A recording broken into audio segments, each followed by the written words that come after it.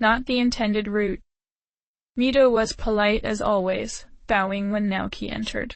How may I help you today? I've got some vague ideas from Baphomet, but would you clarify what all he might have meant? He asked, coming right up to the steps. After a short sigh, the minister replied, He was drunk summoning again? Yes, and I need to know if that's going to affect any fusions too. He glanced at the four with him. Okuninushi and Kushinada laughed at that, while Feng Huang was starting to get drowsy. Anka was grouchy from being woken up, and was almost asleep again. There is an increased risk of a fusion accident, but not by much, Mito said. I should have guessed he'd do that. Here, why don't we get your demons some water in time to see if they sober up? I'd rather not take up too much time, as I've learned where one of my Megatama is, Naoki said. After putting a hand to his cheek, he replied softer. Feng Huang at least needs the water to cut the risk, then we can cut it further by putting them to sleep. Holy Kenshin lady, Yoma.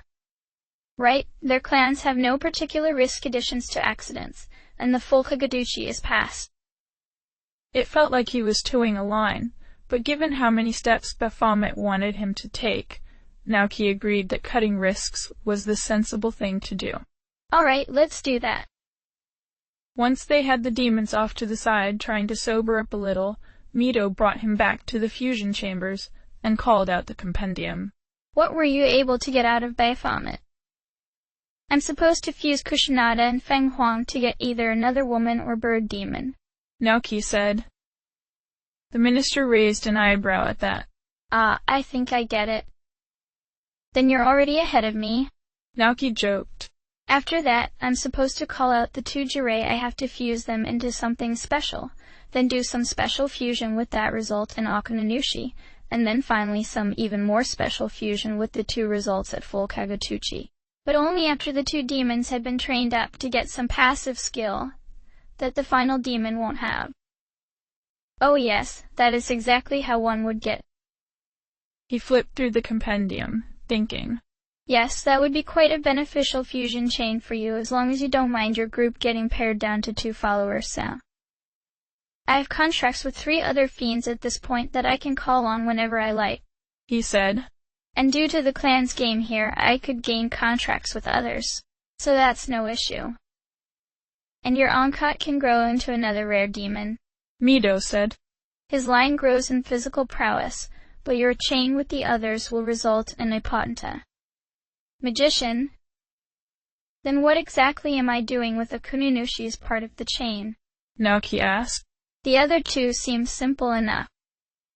In this case, I don't mind showing you some demons you don't have registered, he said, shutting the book. When he placed his hand on the cover, a blue seal briefly appeared. Mito then opened it back up to a page that seemed like it had been referenced often. Here, this section contains clan listings. And this here is the elemental clan. Looking at the tome from his side, he saw colorful illustrations of creatures that seemed more symbolic than anything that could live. The name's fitting. An Earthies is what will result from the Jirei fusion, he explained, pointing out the yellow golem-like demon. Elementals cause an unusual reaction in demon fusion. As you may have noticed, fusing 2 different clans tends to result in a demon of a 3rd clan. When you use an elemental, however, it ranks the other up or down within their clan. I met you with a high pixie. Did she evolve from a pixie? Naoki nodded. Pixie was the first demon I had a contract with. Within the fairy clan, a high pixie is several ranks over a pixie. But one of these lower ranked elementals would be enough to evolve Pixie into a Jack Frost, since that's the next rank up. Although you couldn't fuse any further down from a pixie, as they're of the lowest rank within the clan. So what I'm doing is moving Okuninushi's rank as a Kinshin up or down a level, Naoki said. It will rank him up, Mito said. In fact, you will end up with Mikazuchi, from Feng Huang and Kuninushi. He ran his fingers along the page even though it was still open to the elementals. You will end up with the Avatar Yagatarasu. If you simply fuse those 2 together, you will end up with a somewhat normal demon, albeit very strong. But what Baphomet is suggesting is that you use a sacrificial fusion to unlock an entirely different demon. Sacrificial fusion? He already didn't like the sound of it.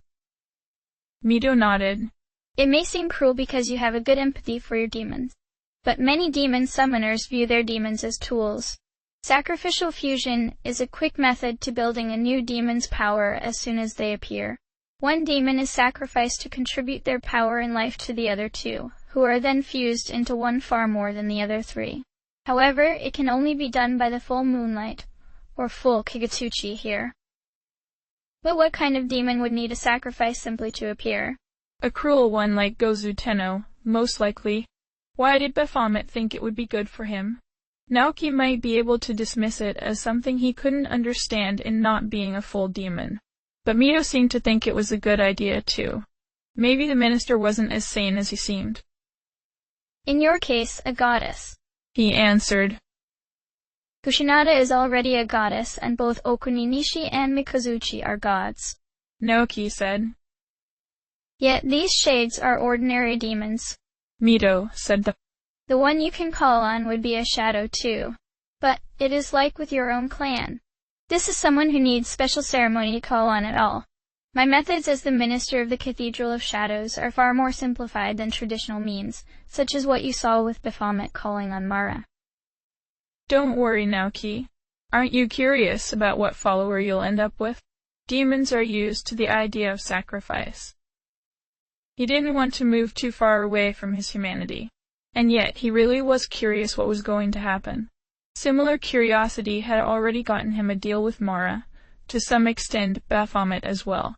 Besides, most people who were demon summoners using Mito's services had to be humans. A demon summoner like Baphomet didn't need the cathedral, and might only use it for convenience. This wasn't too far out of line. I'll think about it, Naoki said. But I'll go ahead with fusing for Yagatarasu and Mikazuchi today. He'd made a mistake. His rivals were going to spring on every opening to get ahead now that he couldn't do much. But they'd see. Hikawa was at his best when challenged. He could turn any loss into a gain. He had many plans already in place that he simply had to set in motion. He knew far more about the situation than they did. And if they thought they could win, he'd show them that he'd stop at nothing to make sure they didn't, even strangling the life out of them. No, hold on. He didn't need to get that drastic, not yet. He wasn't even in condition to be that physical, even if it was tempting. That silenced people like nothing else. For now, he'd have to rely on manipulating demons and the situation of the vortex world to keep a strong holding. Hikawa opened his eyes and sat up. He needed to assess where he was first at. It didn't take him long to recognize the lobby of the Diet building. The lofty grand room was impossible to mistake for anywhere else. Due to the large windows and decorating scheme, the light of Kagutsuchi seemed warmer in here. Hikawa had been left on the tiled floor near a dark statue. That might be due to the one who brought him here, one who wouldn't have a strong grasp on human habit. Samael soon showed himself, flying down from the upper hall. Ah, you're awake again. The healer said you should take things easy for a while. You need to recover. What exactly hit me? Hikawa asked. He recalled a trumpet's melody as the last thing he'd noticed before blacking out. A deadly melody from that trumpeter's instrument, Samael said. You had a homunculus on you, didn't you? But it wasn't of good quality since you barely survived that. It will take a lot of work to get another, Hikawa said. He'd made that one himself. Maybe his supplier had given him bad materials. The fiend probably won't bother us again. But I needed somewhere safe to take you, the dragon said. What about the obelisk? I like to try out some things with the nightmare system. Samuel flicked his tail. The nightmare system has fallen apart. The demi-fiend had entered the obelisk when you fell, so I could not take you there. While I haven't heard the details, it seems the Moirai sisters were defeated, and the maiden taken from her position. I'll need to study that infiltration, Hikawa said, summoning up his terminal key. That had been his best tool for keeping control in this world. However, he was here in the Diet building. he could still regain control. Another fallen angel entered the lobby then, a beast bound by a serpent. Despite the appearance, Mitra was a powerful demon. Good to see you again, Hikawa. He bowed as best he could. Nodding back, Hikawa said, Hello, Mitra. Are you in control here? Somewhat. I've split the territory of this place with 3 others. I don't believe the other 3 are those you've had contact with, Samael said. At least they don't recognize you as anything more than a reason-bearer. The lobby's shared, but you're welcome in my portion, Mitra said. Good, I'll need to speak with the others then. Hikawa closed his eyes and considered his current condition. If Mitra was sharing territory with these others, they had to be of or around equal level with each other. Samael might be able to cower them, but it'd be better to deal with the others when he could get around this large building on his own. Later I'm going to look into what's going on and find a way to put it all back in my favor. I'll be nearby, Samael said. On entering the prison again, Naoki found it quieter and colder. A frosty mist hung in the air. As it bit into his bare skin, Naoki shifted miasma to the fore. That made him feel more comfortable in these near-freezing conditions. What Magutsui had been here was mostly gone, either dispersed or taken by another demon. He had a feeling it'd turn out to be the latter. 3 demons accompanied him this time. Mikazuchi kept near him, ready to draw his sword at any threat to them. While he didn't have armor like Okuninushi had, he had a natural toughness that seemed just as good. Ankat hopped around the debris and surveyed the area. He was still hoping for a challenge, although that would depend on how well Hiho connected to the Magatama. And flying nearby, Yagatarasu kept an eye on Ankat, in case he got in trouble. She was a 3-legged black crow now, which Naoki expected, save for how she was still identifying as female. Although that didn't matter all that much, she was still one of his trusted followers. Doesn't seem like anyone's around, Ankat said. There's only some ghosts on these lower floors, Naoki said. But there's a group of Jack Frost with Iho on the top floor. He feels a lot different than before, stronger. That's not about to stop us, Mikazuchi said. Of course not. Unlike normal, it got colder the further they climbed up the stairs. By the time they reached the top floor, there were icicles overhead and some slick patches on the floor. A Jack Frost met them at a doorway. Oh there, stop. You're entering the presence of the Emperor. Show some Hiho respect. We'll see about that, Naoki said, getting a sense of things in the other hall. Fire's actually useless this time around, along with ice, expel, and death. No weaknesses, and he is respectably powerful. Sounds fun, Ankat said. Yeah, he agreed. Fighting was a normal thing in the world, and it seemed better to focus on that rather than his desire to tear this emperor down for stealing his Magatama. What the he are you talking about? The Jack Frost asked, suspicious of them. Never mind, we're going to see your emperor, Naoki said. I claimed this prison before, and I'll reclaim it again. Ha, then you shouldn't have left. Go on in and try it. The icework within this hall was actually impressive. The debris from this building's time as a school and a prison had been cleared away, allowing the Frosts to redesign it with ice to be something more palatial. At the end, the wall blocking off the club area had been knocked away in favor of sparkling arches and a glacial throne, all with spiky snowflake patterns. Hiho sat in the throne. He was definitely no Jack Frost. His snow had turned pitch black as a giant black frost. While he had similar clothes to the Jack Frosts, they had turned a dark purple with demonic patches. He still had a large smile permanently on his face, but his eyes had changed. Actually, it reminded him of his cousin's drawings of what they thought mean faces were. Hiho was darker and affected by the Magatama Satan, but there was still something adorable about how he ended up all. Being adorable wouldn't be enough to save him. Hiho leaned forward on his throne on seeing him. Well, Hiho, hello to you, Demi. I'm glad to see you come around because I wouldn't have gotten to this point without your help and encouragement. Hello, Hiho, he replied, approaching. The lack of debris was good, as well as the missing wall. The slick parts of the floor could be a problem, he just needed to keep alert, and trust his two fighters to keep their footing. Isn't this great? Hiho said, still excited over his transformation. Once I overcame fire, it wasn't long before I became powerful, even cuter than before, and absolutely heat evil. I'm going to conquer everybody else with winter and make the next world mine. I will use that to steal everybody's left shoe, mess up traffic lights, and make everybody act like goofy animals if they don't want to face my heelicious wrath. That's nice, but I have an objection, Naoki said, looking him right in the eyes. You're only as powerful as you are because you have one of my Magatama. I will have it back. What?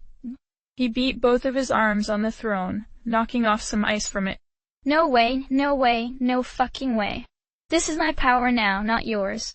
On the contrary, you will give up yours instead. You don't stand a chance at that, Naoki said, angered as well. He stepped back and waved his two fighters ahead. Get him. No, you don't. The Jack Frosts in the room hurried to Hiho's Sid as he blasted them all with ice. It did nothing to Naoki, and none of his followers were weak to ice, although it was still powerful enough that Yagatarasu decided to start off with healing. Leaving the front of the battle to Onka and Mikazuchi, Naoki used Concentrate to focus his magical powers. It had a different feel than focus, building within his mind rather than his muscles. Then he cast Tornado. Since he was working with his Magatama this time, it didn't affect his group at all. The Jack Frosts were immediately blown away. One of them flew out a window before dissolving away. It even broke the ice throne. Who? You're going to suffer now, Hiho called right before a red flash came from his eyes. The whole room seemed to slow down, but nothing changed with Hiho.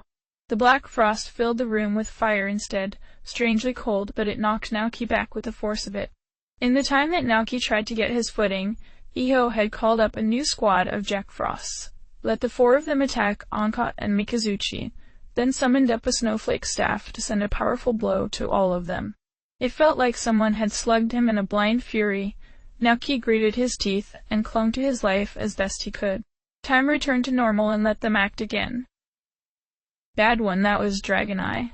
It lets him and his allies act with impunity for a brief time.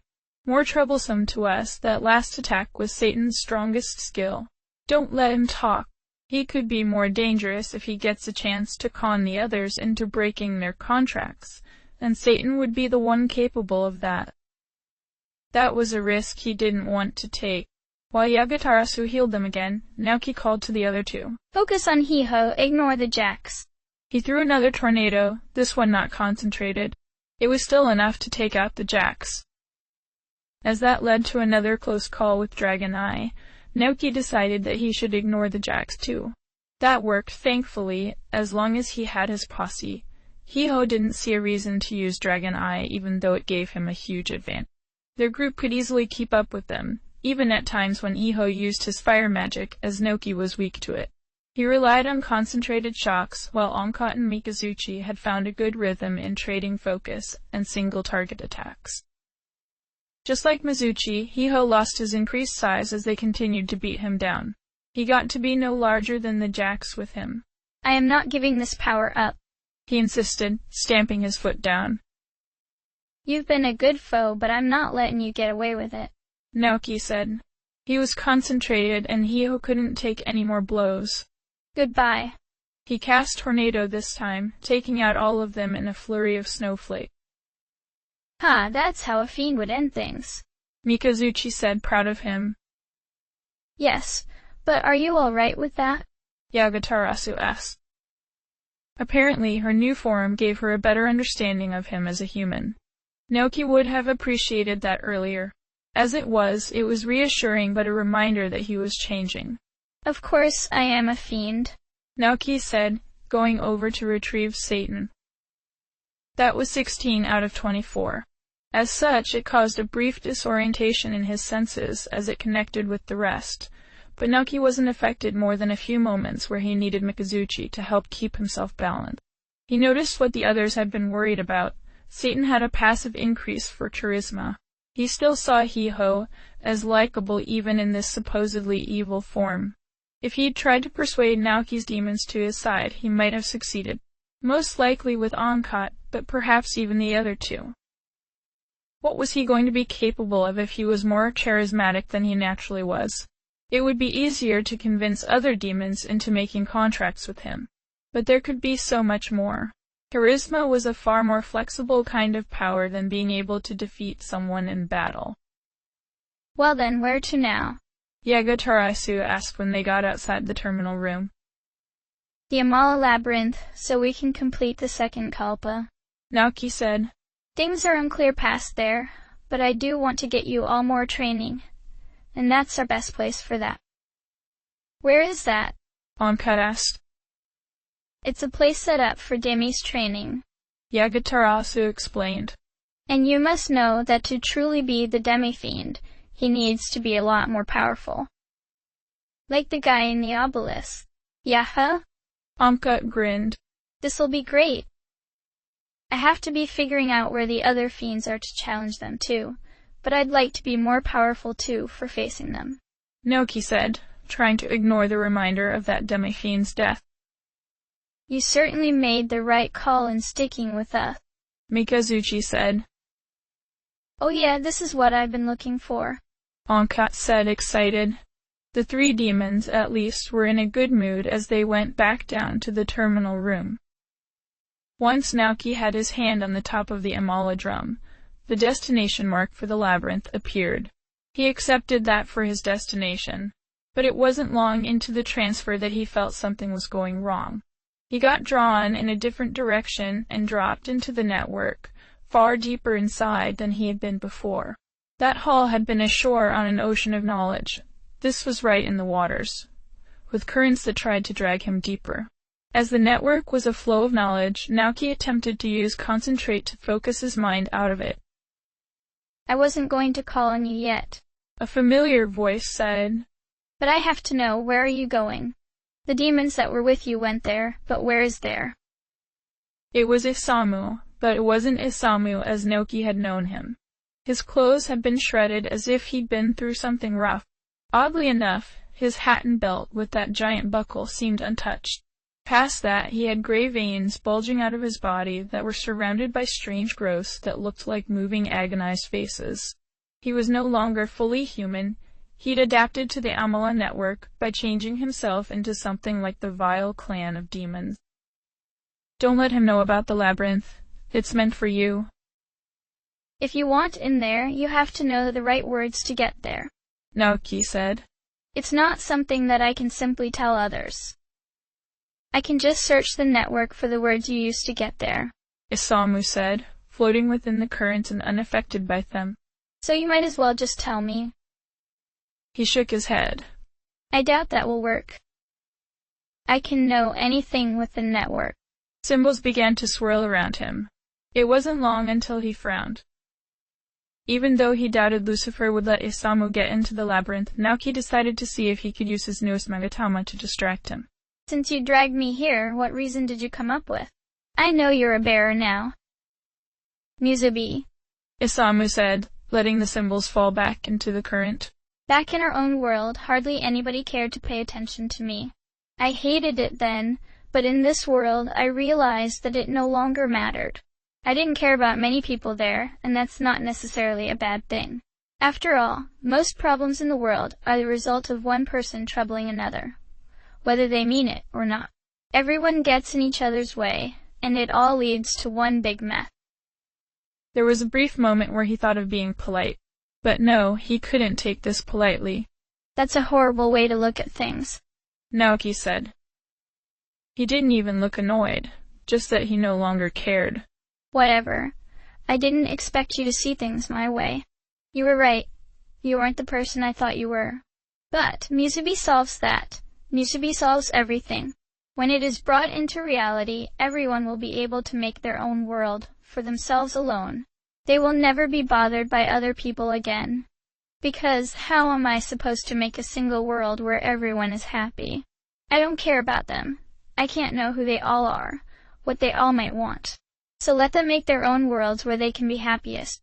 The souls that live within this network agree with Musubi wholeheartedly. That's how I became what you see now. Feeling a signal from his horn, Naoki felt like this was a dangerous place for a vision.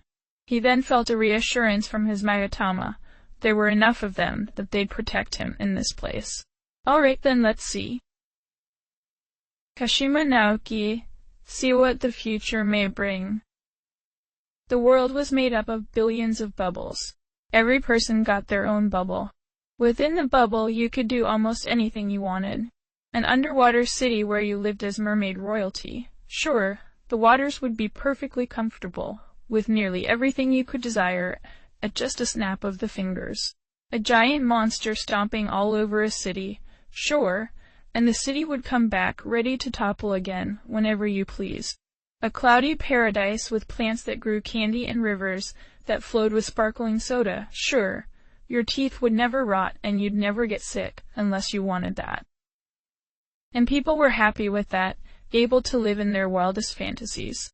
Within the bubbles, the worlds were as big or as small as the people inside desired. Facts and science didn't matter anymore since every person made their own rules and could break them whenever. There were no consequences. Nearly everyone chose to fly, since why walk when you could fly, however you felt was most fun. However, there was something missing from these worlds, something that no one could do. They could not contact others. There was no trade or communication between worlds. After the initial rush of freedom, many realized that and felt despair. They could not make others within their worlds. Even the beasts, fish, insects, and birds were nothing but props. Without those they loved, without others to see their amazing creations, they felt trapped and lonely within their dreams. They decided to wake up and their bubbles became empty. Some people did not mind the lack of others at first. They were like Isamu, feeling like they'd been ignored and deciding that they were better off alone. Or they were like Hikawa, never caring about others in the first place. For them, the new reality of Musubi seemed ideal. They were the few lights left in the darkness of space. But over time they encountered problems too. Each person was free to do as they pleased. Their worlds were only limited by themselves. And when they found those boundaries, they found great difficulties in breaking them. There were no new ideas to stimulate thoughts and expand their worlds accordingly. They created their own games, but knew exactly how to win them. No challenges to push them, no novelties to spark new interests. Every song sounded the same. Every place was like the last in some way. Boredom set in. In trying to escape that, many of them woke up and their bubbles went dark. And when all of the world bubbles were dark and empty, they fizzled out of existence entirely. Why do we have to keep up with the expectations of others? Why do we have to be limited by selfish idiots who claim authority? Musubi is true freedom, don't you see? A person will only be limited by themselves and thus be entirely free. Will you allow this future to come about? Since when could you see into the future? Isamu asked, annoyed at that. Since I was chosen for this role, shortly before the conception. Naoki said. I saw what your reason would bring about, and it's awful. What? His fists clenched. If he tries to fight us here, he's at an advantage since he can influence the network. We can protect you for now, but if he starts trying to kill us, that'll be rough without all of us. Keeping in mind that he might need to get away, Naoki continued. I wouldn't be happy isolated in my own little world without my family, without anyone to make friends without. Most people would be unhappy with your vision once they realized there was no one around to talk to and be with it. Only sociopaths like Hikawa will be satisfied with the world resulting from your reason. Musubi is a freedom where you are limited by yourself, and those limits are stronger than you seem to realize. The Magatsuki around Isamu became spiced with anger and an intimidation that held him back. That's not true. You could make others if you really have to have them around, but you won't be limited by them, ever. Naoki shook his head. Which means that they're not real. Shades that are even weaker than the demon shades of greater beings. They'll only be echoes of your own thought. Did you come up with this because you were trying to escape reality? Musubi will be the new reality. The old world doesn't matter. Let it go. Besides, who made you judge of me? You can just stay lost here until I need you. Isamu then vanished. Due to the nature of the Amala network, he was technically still there. Naoki snorted, not wanting to voice that judging the other reasons was now the main role he had in creation. Hikawa had even said it, although Naoki had missed it at the time due to being shocked that he could not participate normally. Maybe even Isamu would grow unhappy with his own world, given that he admitted to needing Naoki for something. Whatever that was, it didn't matter. Naoki looked around. There were no paths to follow this time, only the flow of Magatsuhi. Trying to follow that could overwhelm him. However, he had an idea. Calling out sovereignty, he held the golden candelabrum in front of him. I don't know if this is your intended use, but let's see if you can do this. Sovereignty, lead me to the place you belong, to the second Kalpa. The candles lit themselves with white flames. The flow of Magatsuhi suddenly parted around him, divided by the light. A frail brown path that looked like it belonged to the labyrinth appeared under his feet, but vanished where the Magatsuhi was flowing. Trusting himself to the candelabrum, he walked along that path to escape from the formless network. End of chapter.